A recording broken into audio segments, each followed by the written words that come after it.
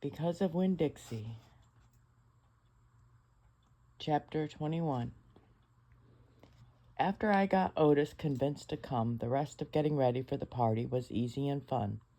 Me and Gloria decided to have the party at night when it would be cooler. And the afternoon before, we worked in Gloria's kitchen and made egg salad sandwiches. We cut them up in triangles and cut off the crusts and put on little toothpicks with frilly tops in them. Winn-Dixie sat in the kitchen and looked at us the whole time. He kept on wagging his tail. "That dog thinks we're making these sandwiches for him," said Gloria Dump. Winn-Dixie showed Gloria all his teeth. "These ain't for you," she told him. But when she thought I wasn't looking, she gave Winn-Dixie an egg salad sandwich without a toothpick. We also made punch. We mixed together orange juice and grapefruit juice and soda in a big bowl. Gloria called it dump punch. She said she was world famous for it, but I'd never heard of it before. The last thing we did was decorate the yard all up. I strung pink and orange and yellow crepe paper in the trees to make it look fancy. We also filled up paper bags with sand and put candles in them, and right before it was time for the party to start, I went around and lit all the candles. It turned Gloria Dump's yard into a fairyland. Said Gloria Dump, looking around. "Even somebody with bad eyes can tell it looks good." It did look pretty. It looked so pretty that it made my heart feel funny, all swollen and full, and I wished desperately that I knew where my mama was so she could come to the party too. Miss Franny Block was the first person to arrive. She was wearing a pretty green dress that was all shiny and shimmery, and she had on high-heeled shoes that made her wobble back and forth while she walked. Even when she was standing still, she still kind of swayed, like she was standing on a boat. She was carrying a big glass bowl full of litmus lozenges. "I brought a little after-dinner treat," she said, handing the bowl to me. "Thank you," I said, and I put the bowl on the table next to the egg salad sandwiches and the punch. Then I introduced Miss Franny to Gloria, and they shook hands and said polite things to each other. And then Sweetie Pie's mother came by with Sweetie Pie. Sweetie Pie had a whole handful of pictures of dogs that she had cut out of magazines. "It's to help you with your theme," she said. "You can use them to decorate. I brung tape, too." And she started going around taping the pictures of the dogs to the trees and the chairs and the tables. "She ain't talked about nothing but this party all day long," said her mother. "Can you walk her home when it's over?" I promised that I would, and then I introduced Sweetie Pie to Miss Franny and to Gloria, and right after that the preacher showed up. He was wearing a coat and a tie and looked real serious. He shook Gloria Dump's hand and Miss Franny Block's hand and said how pleased he was to meet them both and how he had heard nothing but good things about both of them. He patted Sweetie Pie on the head and said it was good to see her outside of church. And the whole time Winn-Dixie was standing right in the middle of everybody, wagging his tail so hard I thought for sure he would knock Miss Franny right off her high heels. Amanda Wilkinson came in, and she had her blonde hair all curled up, and she looked shy and not as mean as usual. And I stood real close to her and introduced her to Gloria Dump. I was surprised at how glad I was to see Amanda, and I wanted to tell her I knew about Carson. I wanted to tell her I understood about losing people, but I didn't say anything. I was just extra nice. We were all standing around smiling at one another and acting kind of nervous when a real screechy voice said, "Gertrude is a pretty bird." Winn-Dixie's ears went straight up on his head, and he barked once and looked around. I looked too, but I didn't see Gertrude or Otis. "I'll be right back," I said to everybody. Me and Winn-Dixie went running around to the front of the house, and sure enough, standing there on the sidewalk was Otis. He had his guitar on his back and Gertrude on his shoulder, and in his hands he was holding the biggest jar of pickles I'd ever seen in my life. "Otis," I said to him, "come on around back where the party is." "Oh," he said, but he didn't move. He just stood there holding onto his jar of pickles. "Dog!" screeched Gertrude. She flew off Otis's shoulder and landed on Winn-Dixie's head. "It's all right, Otis," I told him. "It's just a few people, hardly any people at all." "Oh," said Otis again, and he looked around like he was lost. Then he held up the jar of pickles. "I brought pickles," he said. "I saw them," I said. "It's just exactly what we needed. They will go perfect with the egg salad sandwiches. I talked to him in a real soft and gentle and low, like he was a wild animal that I was trying to get to take food out of my hand. He took one tiny step forward. "Come on," I whispered. I started walking, and Winn-Dixie followed me, and when I turned around, I saw Otis was following me too. Chapter 22. Otis followed me all the way to the backyard where the party was. Before he could run away, I introduced him to the preacher.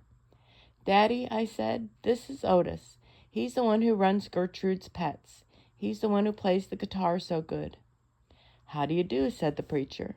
He stuck his hand out to Otis, and Otis stood there and shuffled his big jar of pickles back and forth, trying to free up a hand to offer back to the preacher. Finally, he ended up bending over and setting the jar down on the ground. But when he did that, his guitar slid forward and hit him in the head with a little booing sound. Sweetie Pie laughed and pointed at him like he was doing the whole thing on purpose, just to amuse her. "Ouch," said Otis.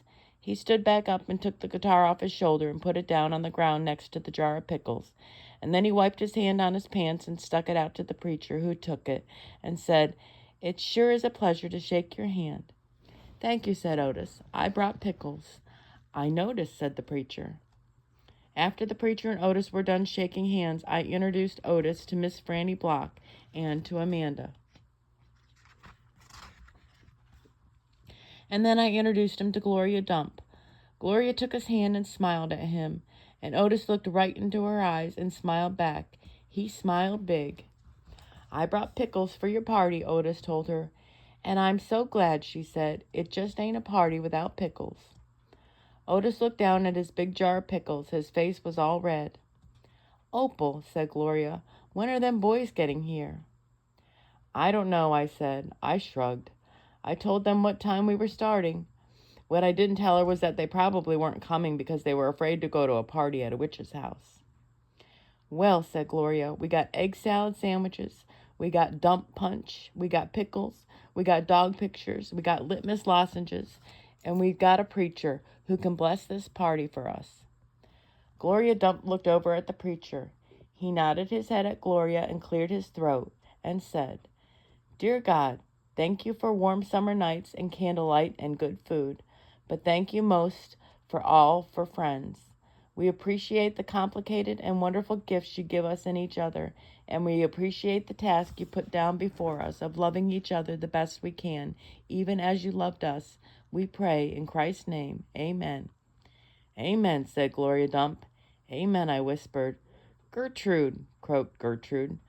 "Are we fixing to eat now?" Sweetie Pie asked. "Shh," said Amanda. Winn-Dixie sneezed. There was a far-off rumble of thunder. I thought at first it was Winn-Dixie's stomach growling.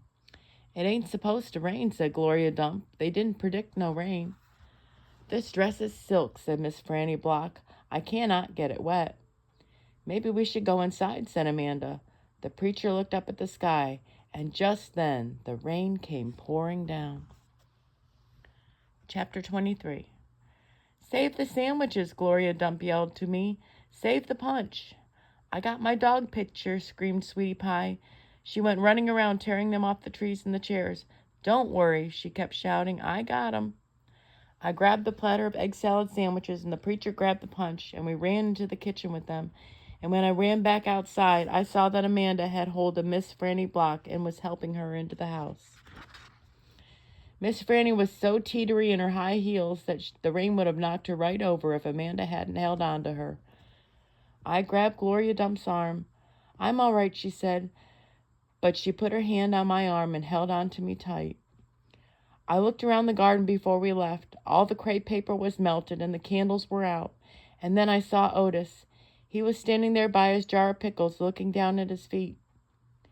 "Otis," I hollered over the rain, "come on, we're going inside." When we got in the kitchen, Amanda and Miss Fanny were laughing and shaking themselves like dogs. "What a downpour," said Miss Franny. "Wasn't that something?" "That came right out of nowhere," said the preacher. "Hoo-wee," said Gloria. "Dog," squawked Gertrude. I looked at her. She was sitting at the kitchen table. The thunder was really booming and cracking.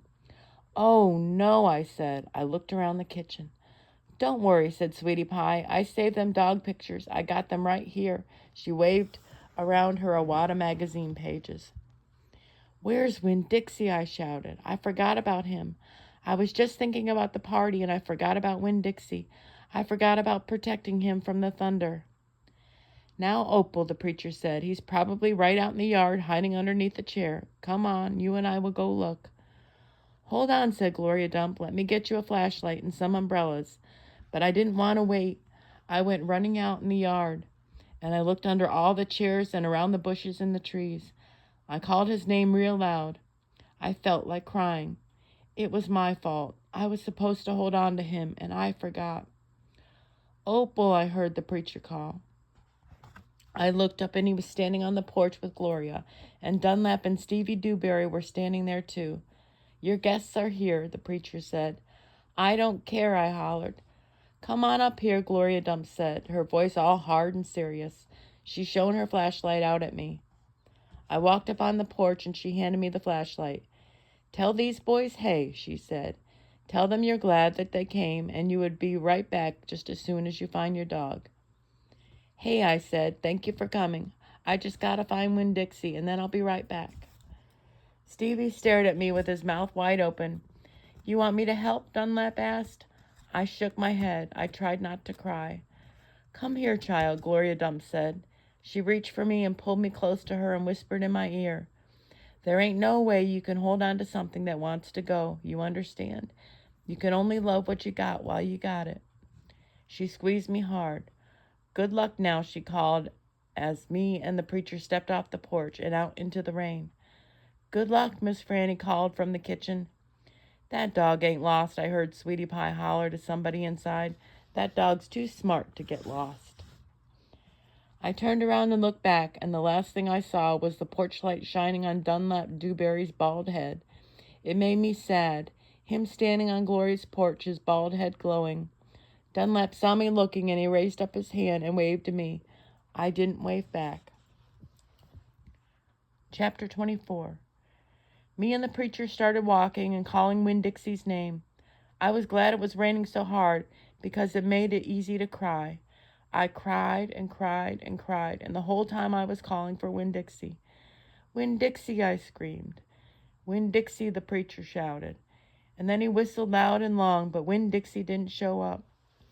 We walked all through downtown. We walked past the Dewberry's house and the Herman W. Block Memorial Library and Sweetie Pie's yellow house and Gertrude's pets. We walked out to the Friendly Corners trailer park and looked underneath our trailer. We walked all the way out to the Open Arms Baptist Church of Naomi. We walked past the railroad tracks and right down to Highway 50. Cars were rushing past us, and their taillights glowed red like mean eyes staring at us. "Daddy," I said. "Daddy, what if he got run over?" "Opal," the preacher said, "we can't worry about what might have happened. All we can do is keep looking." We walked and walked, and in my head I started to list the 10 things I knew about Winn-Dixie. Things I could write on big posters and put up around the neighborhood. Things that would help people look for him. Number 1 was that he had a pathological fear of thunderstorms. Number 2 was he liked to smile, using all his teeth. Number 3 was he could run fast. Number 4 was that he snored. Number 5 was that he could catch mice without squishing them to death. Number 6 was he liked to meet people. Number 7 was he liked to eat peanut butter. Number 8 was he couldn't stand to be left alone. Number 9 was he liked to sit on couches and sleep in beds. Number 10 was he didn't mind going to church. I kept on going over and over the list in my head. I memorized it the same way I memorized the list of 10 things about my mama. I memorized it so if I didn't find him, I'd have some part of him to hold on to. But at the same time, I thought of something I'd never thought of before, and that was that a list of things couldn't even begin to show somebody the real Winn-Dixie. Just like a list of 10 things could never get me to know my mama, and thinking about that made me cry even more. Me and the preacher looked for a long time, and finally he said we had to quit. "But Daddy," I said, "Winn-Dixie's out there somewhere. We can't leave him." "Opal," the preacher said, "we have looked and looked, and there's only so much looking we can do." I can't believe you're going to give up, I told him. India Opal, the preacher said, rubbing his nose. Don't argue with me. I stood and stared at him. The rain had let up some. It was mostly a drizzle now. It's time to head back, the preacher said. No, I told him. You go ahead and go, but I'm going to keep on looking. Opal, the preacher said in a real soft voice, it's time to give up. You always give up, I shouted. You're always pulling your head inside your stupid old turtle shell. I bet you didn't even go out looking for my mama when she left. I bet you just let her run off too. Baby, the preacher said, I couldn't stop her. I tried. Don't you think I wanted her to stay too? Don't you think I miss her every day? He spread his arms out wide and then dropped them to his sides. I tried, he said. I tried. Then he did something I couldn't believe. He started to cry. The preacher was crying. His shoulders were moving up and down, and he was making snuffy noises. And I don't believe that losing Winn-Dixie doesn't upset me as much as it does you, he said. I love that dog. I love him too. Daddy, I said. I went and wrapped my arms around his waist. He was crying so hard he was shaking. It's all right, I told him. It's okay. Shh, I said to him like he was a scared little baby. Everything will be okay. We stood there hugging and rocking back and forth, and after a while the preacher stopped shaking, and I still held on to him. And I finally got the nerve to ask the question I wanted to ask. Do you think she's ever coming back? I whispered. No, the preacher said. No, I do not. I've hoped and prayed and dreamed about it for years, but I don't think she'll ever come back. Gloria says you can't hold on to anything, that you can only love what you got while you've got it. She's right, the preacher said. Gloria Dump is right. I'm not ready to let Winn-Dixie go, I said. I'd forgotten about him for a minute, what with thinking about my mom. We'll keep looking, said the preacher. The two of us will keep looking for him. But you know what? I just realized something, India Opal. When I told you your mama took everything with her, I forgot one thing. One very important thing that she left behind. What? I asked. You, he said. Thank God your mama left you. And he hugged me tighter. I'm glad I've got you too, I told him. And I meant it. I took hold of his hand and we started walking back to town, calling and whistling for Winn-Dixie the whole way. Chapter 25. We heard the music before we even got to Gloria Dump's house. We heard it almost a block away. It was guitar playing and singing and clapping. I wonder what's going on, my father asked. We walked up to Gloria's sidewalk and around back, through her yard and into her kitchen, and what we saw was Otis playing his guitar, and Miss Fanny and Gloria sitting there smiling and singing, and Gloria holding Sweetie Pie in her lap. Amanda and Dunlap and Stevie were sitting on the kitchen floor clapping along and having the best possible time. Even Amanda was smiling. I couldn't believe they were so happy when Winn-Dixie was missing. We didn't find him, I shouted at them. The music stopped, and Gloria Dump looked at me and said, Child, we know you didn't find him. You didn't find him because he was right here all along. She took her cane and poked at something under her chair. Come on out of there, she said. There was a snuffle and a sigh. He's asleep, she said. He's plumb wore out. She poked around with her cane again, and Winn-Dixie stood up from underneath the chair and yawned. Winn-Dixie, I hollered. Dog, Gertrude squawked. Winn-Dixie wagged his tail and showed me all his teeth and sneezed. I went pushing past everybody. I dropped to the floor and wrapped my arms around him. Where have you been? I asked him. He yawned again. How did you find him? I asked. Now there's a story, said Miss Fanny. Gloria, why don't you tell it? Well, said Gloria Dump, we were all just sitting around waiting on you two, and after I convinced these Dewberry boys that I ain't no scary witch, all full of spells and potions. She ain't no witch, Stevie said. He shook his bald head. He looked kind of disappointed. Nah, said Dunlap, she ain't. If she was, she would have turned us into toads by now. He grinned. I could have told you that she wasn't a witch. Witches don't exist, said Amanda. They are just myths. All right now, said Gloria. What happened was we got through all them witchy things, and then Fanny said, why don't we have a little music while we wait for you two to get back? And so Otis played his guitar, and ooh-wee, there ain't a song he don't know. And if he don't know it, he can pick it up right quick if you hum it to him. He has a gift. Gloria stopped and smiled over at Otis, and he smiled back. He looked all lit up from the inside. Tell what happened, Sweetie Pie said. Tell about the dog. So, said Gloria, Franny and me, we started thinking about all these songs we knew from when we was girls. We got Otis to play them, and we started singing them, teaching the words to these children. And then somebody sneezed, Sweetie Pie shouted. That's right, said Gloria. Somebody sneezed, and it wasn't none of us. So we looked around, wondering who did it, thinking that maybe we got us a burglar in the house. We looked around, and we didn't see nothing, so we started to singing again.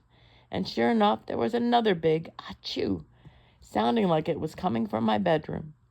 So I sent Otis in there. I said, Otis, go on in there and see who's sneezing. So Otis went, and do you know what he found? I shook my head. Winn-Dixie, shouted Sweetie Pie. That dog of yours was all hid underneath my bed, squatting under there, squeezed under there like the world was about to end. But he was smiling like a fool every time he heard Otis play the guitar, smiling so hard he sneezed. My daddy laughed. It's true, Miss Franny said. It's the truth, said Stevie. Dunlap nodded and smiled right at me. So, Gloria Dump said, Otis played his guitar right to that dog, and a little bit at a time Winn-Dixie came creeping out from underneath the bed. He was covered with dust, said Amanda. He looked like a ghost, said Dunlap. Yeah, said Sweetie Pie, just like a ghost. Said Gloria. Looked just like a ghost. Anyway, the storm stopped after a while. Your dog settled in my chair and fell asleep, and that's where he's been ever since, just waiting on you to come back and find him. Winn-Dixie, I said. I hugged him so tight he wheezed. We were out there whistling and calling for you, and you were right here all along. Thank you, I said to everybody. Well, said Gloria Dump, we didn't do nothing. We just sat here and waited and sang some songs. We all got to be good friends. Now the punch ain't nothing but water, and the egg salad sandwiches got torn up by the rain. You got to eat them with a spoon if you want egg salad. But we got pickles to eat and litmus lozenges, and we still got a party going on. My daddy pulled out a kitchen chair and sat down. Otis, he said, do you know any hymns? I know some, said Otis. You hum it, said Miss Franny, nodding her head, and he can play it. So my dad had started humming something, and Otis started picking out on his guitar, and Winn-Dixie wagged his tail and laid back down underneath Gloria's chair. I looked around the room at all the different faces, and I felt my heart swell up inside me with pure happiness. I'll be back in a minute, I said. But they were all singing now and laughing, and Winn-Dixie was snoring, so no one heard me. Chapter 26. Outside, the rain had stopped, and the clouds had gone away, and the sky was so clear it seemed like I could see every star ever made. I walked all the way to the back of Gloria Dump's yard. I walked back there and looked at her mistake tree. The bottles were quiet, and there wasn't a breeze, so they were just hanging there. I looked at the tree, and then I looked up at the sky. Mama, I said, just like she was standing right beside me, I know 10 things about you, and that's not enough. That's not near enough. But Daddy is going to tell me more. I know he will, now that he knows you're not coming back. He misses you and I miss you, but my heart doesn't feel empty anymore. It's full all the way up. I still think about you, I promise, but probably not as much as I did this summer. That's what I said that night underneath Gloria Dump's mistake tree. And after I was done saying it, I just stood staring up at the sky, looking at the constellations and planets. And then I remembered my own tree, the one Gloria had helped me plant. I hadn't looked at it for a long time, and I went crawling around on my hands and knees, searching for it. And when I found it, I was surprised at how much it had grown. It was still small. It still looked more like a plant than a tree, but the leaves and the branches felt real strong and good and right. And I was down there on my knees when I heard a voice saying, "Are you praying?" I looked up. It was Dunlap. "No," I said, "I'm not praying. I'm thinking." He crossed his arms and looked down at me. "What about?" he asked. "All kinds of different things," I said. "I'm sorry that I called you and Stevie bald-headed babies." "That's all right," he said. "Gloria told me to come out here and get you. I told you she wasn't a witch." "I know it," he said. "I knew it all along. I was just teasing you." "Oh," I said, and I looked at him close. It was hard to see him good in the dark yard. "Ain't you ever going to stand up?" he asked. "Yeah," I said. And then he surprised me. He did something never in a million years thought a Dewberry boy would do. He held out his hand to help me up. As I took it, I let him pull me to my feet. "I'll race you back to the house," Dunlap said, as he started to run. "Okay," I shouted, "but I'm warning you, I'm fast." We ran, and I beat him. I touched the corner of Gloria Dump's house right before he did. "You shouldn't be running around in the dark," said Amanda. She was standing on the porch looking at us. "You could trip over something." "Aw, Amanda," said Dunlap, and he shook his head. "Aw, Amanda," I said too, and then I remembered Carson, and I felt bad for her. I went up on the porch and took hold of her hand and pulled on her.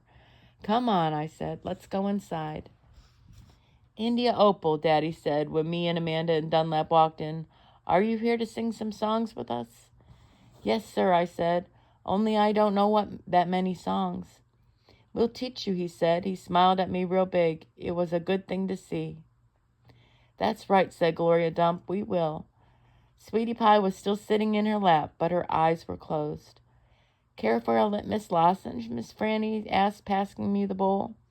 "Thank you," I told her, and I took a litmus lozenge and unwrapped it and put it in my mouth. "Do you want a pickle?" Otis asked, holding up his big jar of pickles. "No, thank you," I said. "Not right now." Winn-Dixie came out from underneath Gloria Dump's chair. He sat down next to me and leaned into me, the same as I was leaning into my daddy. And Amanda stood there right beside me, and when I looked over at her, she didn't look pinch-faced at all. Dunlap cracked his knuckles and said, "Well, are we going to sing or what?" "Yeah," Stevie echoed. "Are we going to sing or what?" "Let's sing," said Sweetie Pie, opening her eyes and sitting up straight. "Let's sing for that dog." Otis laughed and strummed his guitar, and the favor of a litmus lozenge opened my mouth like a flower blooming, all sweet and sad. And then Otis and Gloria and Stevie and Miss Franny and Dunlap and Amanda and Sweetie Pie and my daddy all started to sing a song, and I listened careful so I could learn it right. The end.